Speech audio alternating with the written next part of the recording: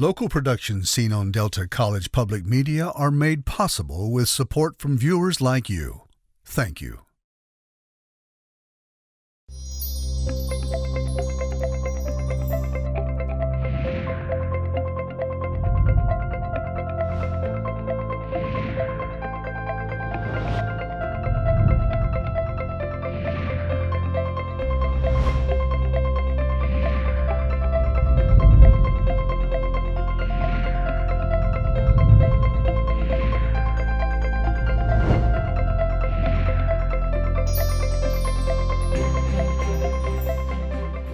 Hello, everyone. Welcome to Junia Doan's The Spark.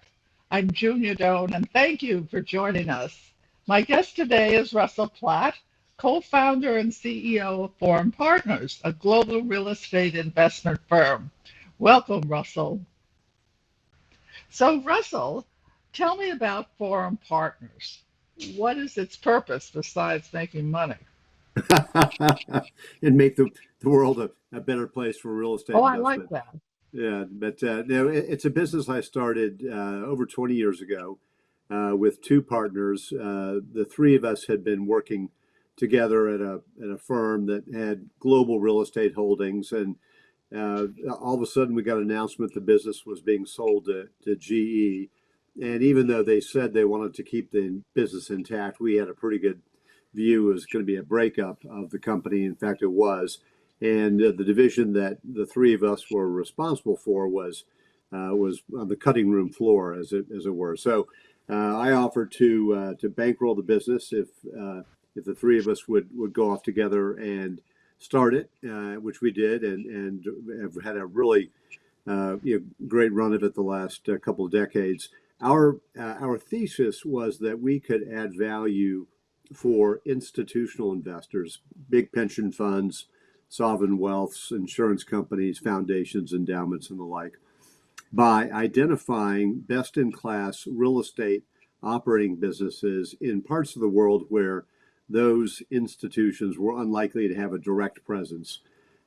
So, Asia, a lot of emerging Asia in particular, outside of Japan, was really pretty new territory for pension funds, certainly from the West, certainly from the U.S.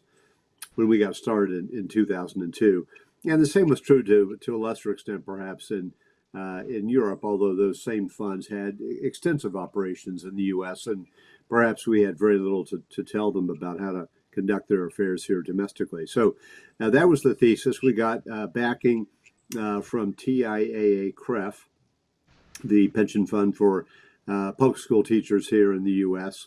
They very much adopted our idea that partnering with these firms would give us, in effect, boots on the ground in those countries where teachers wanted to have a presence. So we started investing in Western Europe, and then with a nice tailwind, we were able to make the jump and began investing in Asia. And I took a decision at that time that if we were going to do this, not only did we have to have operating partners on the ground in Asia, but I should be there as well to oversee the initial investments, to help hire a team to lead more of a permanent presence once I returned eventually to the U.S. As it turns out, I was over there for a couple of years and actually did not return to the U.S. For another a couple of decades, moved on to London and really helped build out our operation in Western Europe. And it really wasn't until 2015, 2016 that we made our first investments in the U.S. And we were able to back a couple of companies that I'd gotten to know. And as in all cases, taking a minority stake, we wanted to be a supportive but a minority shareholder. No pretensions about running the business ourselves. Although as fate may have it, we have had to, in a couple of occasions, step in and actually take the management reins, but only temporarily. We're, again, our business is identifying good managers, helping create investment structures that protect our downside risk, create some income flow for us and a chance at upside appreciation, and then to step back, let the operational experts do what they do best, which is to build and operate and manage these buildings, find good tenants, whatever the the asset class may be, whether it's multifamily apartments or office buildings or shopping centers, hotels, big logistics facilities, data centers now, big business for us. So those are the types of things that we do. But we also know that these are very specialist businesses, as simple as they may look to the outsider. Our expertise is in finance, it's in strategy, it's understanding how to motivate institutional capital at large scale to achieve the objectives of management teams, but it's not to operate the buildings. That is absolutely a task best left to the experts. What I'm trying to say, do you ever do startups? Because the pocket idea was good. Is that not a startup? Yeah, you refer to a company we've backed in London, which is involved in the self-storage business. It's a fairly mature sector. Certainly Uh-huh. in the U.S. it is, but over there we saw a new opportunity to do self-storage facilities without any on-site staff. And we've found a great management team with an idea. We've given them the backing to open the first three sites or stores, as we call them, in central London. Management has got some skin in the game, as do we, and we hope to build the business and attract other outside investors, both institutional as well as retail or high net worth over time. So we've done quite a few of those. Almost always we're engaged in startups when it's I lost it may his be a startup, voice. but it's a team that's been in the business before. So we're backing an experienced team, and typically one we've gotten to know over the years. So we try to de-risk the inevitable riskiness of a startup by having a team that's well known to us that has done this before. They're simply looking for another chance to replicate earlier success in their marketplace. So the idea is you invest with the people who are actually going to invest in the pocket storage idea because you've invested with them before. In this case, we followed them. They had an earlier business where they were doing, bicycle storage for workers who were driving into central London, needed a safe and secure place to put their bicycle. London has some notorious crime problems, so bicycles are easily stolen in London. So they found a way to do this, provide a secure environment. They really couldn't afford to pay to have anyone on site full time, so they had to develop the technology, which is now readily available through cell phones, to provide access to these facilities, provide cameras, CCTV, and also access to a person, but via video link, so we don't have to have people directly in the location But storage. somewhere in the write-up I read that some investment somebody made was paying 9%, but you didn't want to do anything that not do anything, but you wanted to have investments that the run on the upside wasn't impaired. Real estate, to my way of thinking, is a business, investment business that's rich in options. If you think about a typical lease, the tenant may have an option to extend the lease. The landlord may have an option to do something. So those types of options are embedded in the very nature of real estate and real estate contracts. What we try to do is do the same thing with our investments. So we like to structure our investments, if we can, as a debt security. So we have some seniority, the ability to attach ourselves to a specific piece of collateral, or maybe it's a corporate guarantee, or it's a mortgage on an underlying asset or a set of assets. And with that mortgage, we have a fixed maturity, so the money needs to come back to us at some point. Although we're always open to renegotiation. That's the art of the deal, as they say. We also look for a coupon, so we want some fixed return. And if we don't get that for some reason, there's an interruption in the cash flows, we have the ability to take some action. And then lastly, we look, as you mentioned, Junia, for that upside participation, whether it's through a warrant, cash flow participation, a conversion right into the equity of the business or the assets. And that way, it's a little bit of cake and eat it too. uh, we actually prepare for management teams a presentation that explains why they should give us all those good benefits, because it sounds like a very much a one-way trade.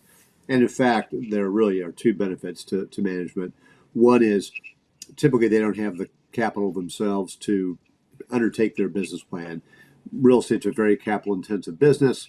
Even very successful management teams struggle to put together all the money they need in order to be effective and at scale in their strategy.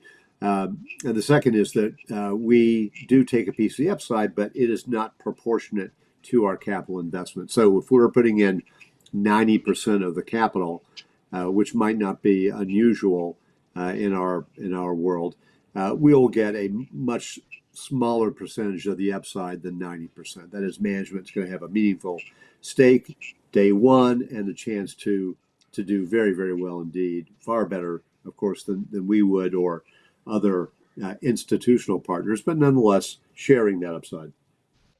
If someone wanted to get in the field, how would they do that? So that's very much what we're doing. We raise money from institutional investors. I mentioned the pension funds, et cetera, also from family offices, high net worth investors, and the like.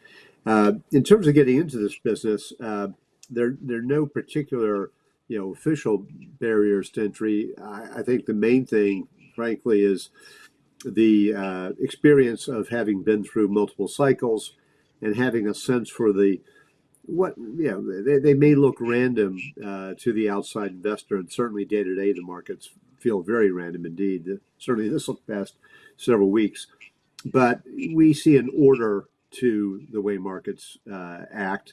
These are very long cycle assets and markets, and some countries and sectors have longer cycles than others. But we can take a view, at least based upon that, in what stage of the cycle might we be, and what's the likely amplitude of the cycle, and based upon that, select sectors and markets that we think are attractive. And it may very well be we like the logistics sector, but we like it more in certain markets than in others. So that's part of our judgment. And then along with that, we have to have a view on management teams. And while we do back a number of management teams for the first time, typically it takes quite a bit of time to get to know them. And what we find is that our network really helps us in that regard. It also helps us weed out some bad characters, frankly. We have enough friends, enough relationships in most segments of the market that we can pretty quickly find out whether someone is likely to be a good partner or not. But occasionally we make mistakes as well. And that's part of the unexpected nature of the business, and they're both positive as well as negative surprises that go along with that. Are you from a real estate family? Well, I guess I felt such. Every weekend my parents would pack me and my sister into a car. We'd drive around the neighborhoods looking at real estate. So I certainly, as a voyeur, perhaps I was. It later turned out that my great grandfather was a real estate lawyer. I hadn't known that until I got into the field myself as well. But it's one of those businesses that attracts dreamers that want to build, architects that want to design and put their impressions and impact on the big stage, on the skyline of our major cities. It's also attracts lawyers. There's a lot of law that goes into real estate, and then financiers, because again it's about moving large sums of money around. So lots of ways for folks with different interests. And frankly, what I've enjoyed most about the business is less the buildings, although I certainly have been on my share of construction sites and seen buildings that we've financed come out of the ground and be successful. But it's really about the people. Fascinating group of people, and it's global. So you get to see that a Chinese home builder deals with a lot of the same issues as a home builder here in the U.S.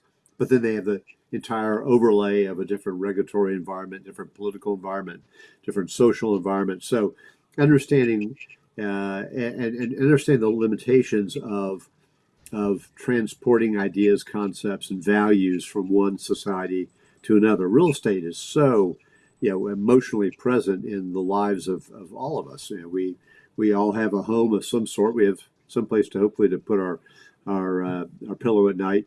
Most of us have been to or worked in an office at one point or another in our lives. We've certainly been to hotels, shopping centers. So all forms of real estate are part of a broader built environment that's available to us and helps us mediate life. And so it does attract all kinds of people, and everyone has a point of view about real estate, whether it's informed or not. And mixing it up and rolling up my sleeves with that kind of group is something that I really enjoyed since the first day I set foot in the industry and back 40 something years ago.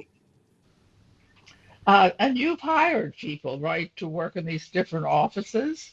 Do you look for locals or people transferred over there? Yeah, I used to smile when people talk about the importance of a diverse workplace, and I thought, well, I've got at least 12 different, groups and national identities and ethnic identities as part of my firm. Back when we were most active, particularly in China, and very different. Everyone is part of a team, but brings to that effort, very different expectations as to what it means to operate as part of a business and with a shared purpose. And I never stopped learning in What that. did you learn In first that. off Well, about the Chinese way or value system? yeah, certainly the value systems around work, work pride, what constitutes failure, and how folks might deal with that in different types of settings. Acceptable conduct. I mean, there are all kinds of things, and I found it personally a great chance to be an observer and just watch how interactions worked. And oftentimes I'd be brought in, even though I was the most senior member of our team. I was being introduced by a local head of a country or office or region, and watching how they navigated the introductions and also the establishment of hierarchy.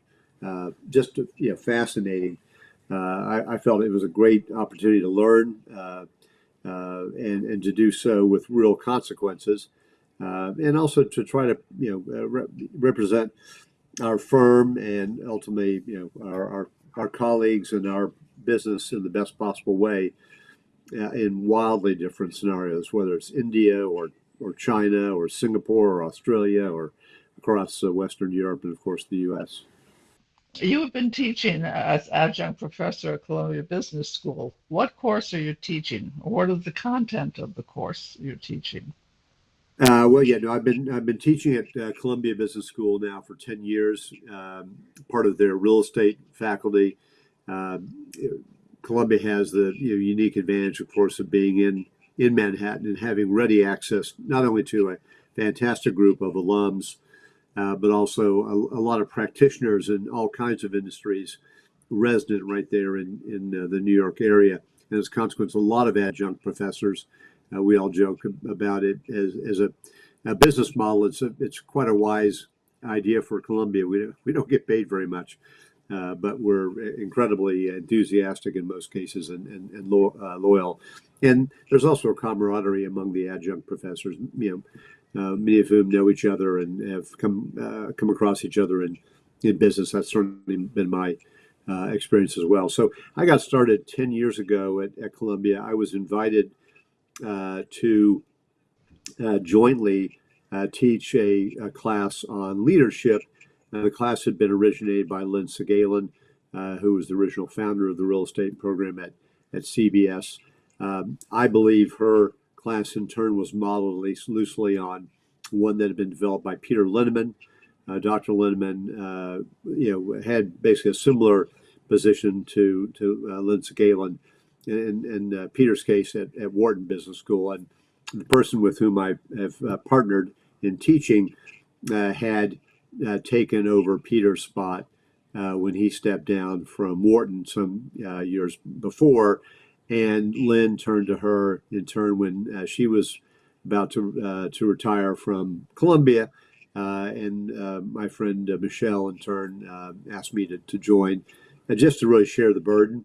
And initially, at least, we had to prepare effectively a brand new curriculum, even though we borrowed a number of cases from Lynn that she had developed in partnership with Columbia Caseworks. We really want to put our own imprimatur on the class, make it something distinctively reflecting our sentiments, and a lot of that came to me that first year. We literally had we were printing cases, publishing them on Canvas on Sunday night when we had the course starting Tuesday morning. So it was very much last minute preparation that year. But over the seasons, we've been able to call out some of the cases that worked less well, added a few new ones, and in all situations, the cases are really meant to do two things. One is they're meant to capture something that is conceptual and thematic that we view as timely in the business.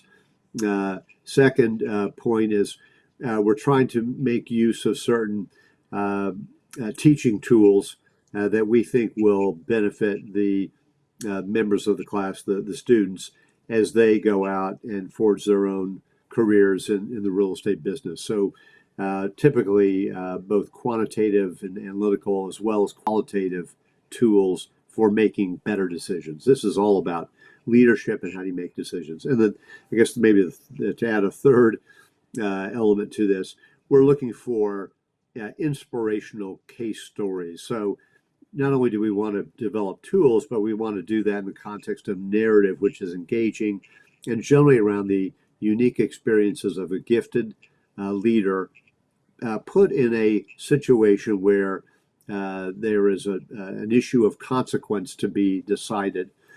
Maybe financial, maybe strategic, maybe issues around personal development. And we are trying to explore how did that leader make that decision. And we have brought in leaders in the real estate business, a great mix. We've I think taken particular effort to highlight the accomplishments of women leaders who. This is not a business that has historically been, very, very friendly in that fashion. So that's been important. We also like to focus on startups and career changes because we think those are so important, and those can happen not just at the beginning of a career, but they can happen at any stage. Folks can go through careers, and in some cases, we've had the same speaker on with to address different case material because their careers and lives in the business have evolved, even as our class has evolved as well. And that's a lot of fun to see how these folks are changing in real time and how we can communicate that dynamism and that uncertainty and that the need to take decisions in the face of imperfect and uncertain information. Those are all life skills that we hope will stay with and grow in our classroom. So thank you for appearing, and I learned a lot. Amazing. Experience counts, judgment counts, your reputation counts, working hard counts. Don't be afraid to move in laterally or something else, but be aware you might have to be a bigger learner than you thought.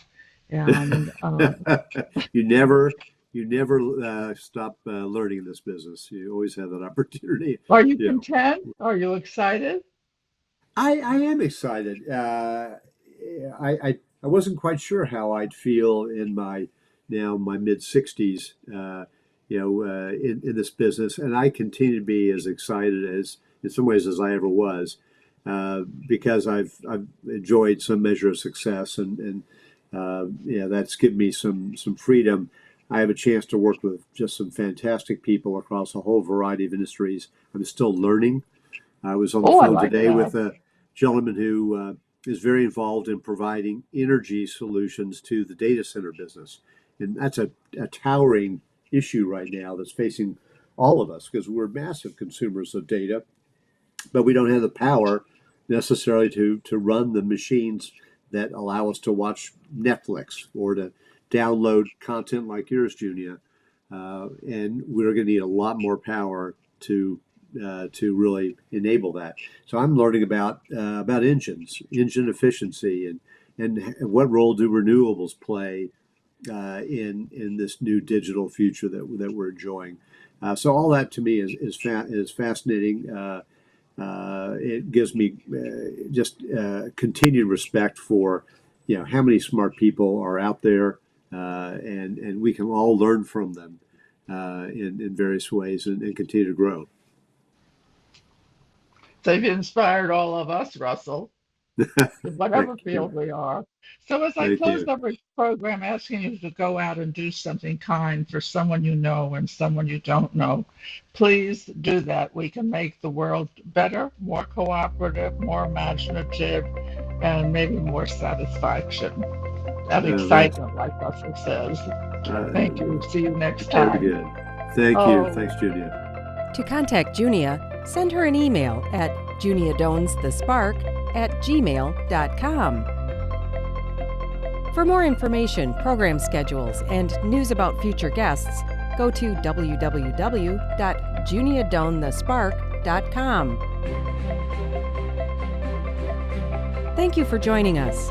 See you next time on Junia Doan's The Spark.